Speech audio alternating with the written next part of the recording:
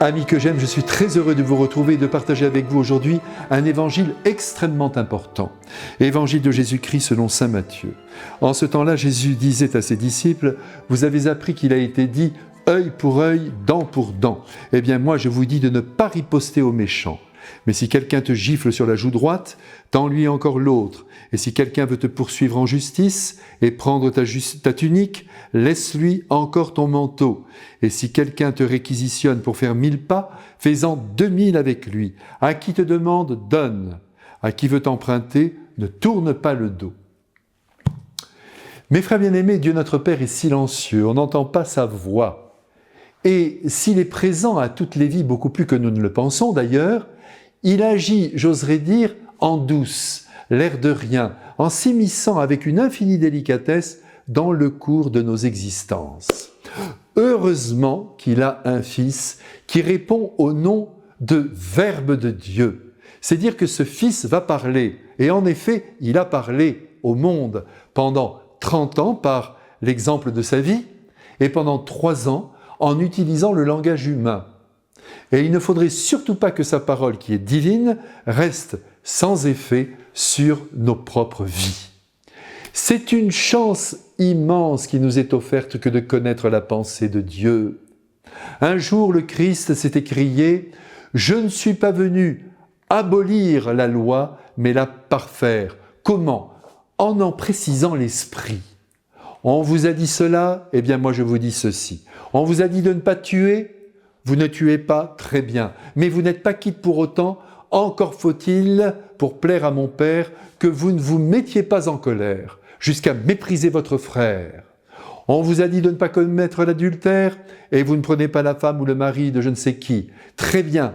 Mais vous n'êtes pas quitte pour autant. Encore faut-il ne pas perdre son temps à désirer cette femme qui n'est pas à vous, car ce que vous désirez, vous finirez par l'obtenir. Alors attention, gare à la pente qui entraîne à tuer comme à violer.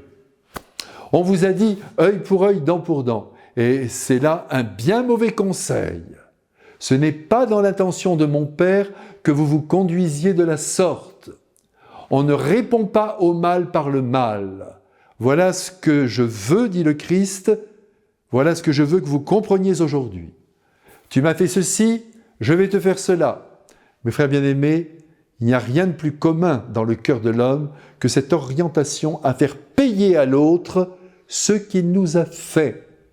Et au cours de nos journées, bien souvent, monte en nous ce désir de vengeance, en oubliant que par là, le mal ne s'arrête plus de galoper et de tout pourrir. Il faut arrêter l'engrenage du mal.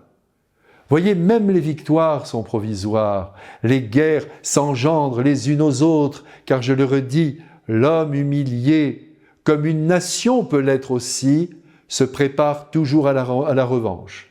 Et les morts se multiplient. Quand Jésus nous dit de tendre l'autre joue, celle qui n'a pas reçu la claque, c'est évidemment une image. Et Jésus l'a fabriquée justement pour qu'elle se grave en nous, de manière à ce que nous comprenions que répliquer au mal par le mal n'arrange rien. Alors vous allez me dire sans doute, bon alors, Jésus veut qu'on se laisse faire, qu'on se laisse dominer par tous les méchants de la terre. Ce n'est pas ainsi qu'il faut voir les choses. Si vous avez des ennemis, croyez-moi, c'est très bon signe, car cela signifie que votre personnalité est bien définie, que vos prises de position sont réelles, que vous n'êtes pas des ectoplasmes, sans saveur et sans goût, sans idée, sans point de vue précis. Et je vous donne ce conseil, comme je me le donne à moi-même, restez comme vous êtes, c'est l'essentiel. Tant pis si on vous roule dans la boue, si les procédés utilisés contre vous sont infamants, injustes. Vous avez le Christ pour défenseur. Restez fidèle à ce que vous portez en vous, défendez-le sans vous défendre vous-même. Voilà toute la difficulté. De toute façon, vous défendre serait inutile. Maintenant, si quelqu'un de vos amis est attaqué, alors là, écoutez-moi bien, vous devez monter au créneau et le défendre, mais toujours en essayant de rester non violent, sans frapper, sans humilier, sans ressembler à son attaquant. Restez bon. Pour le Christ, je suis désolé de vous le dire sans détour, les perdants sont les gagnants. Les méchants au service de la haine sont les plus malheureux des hommes. Ils donnent l'impression de gagner, c'est entendu, mais la partie se terminera mal.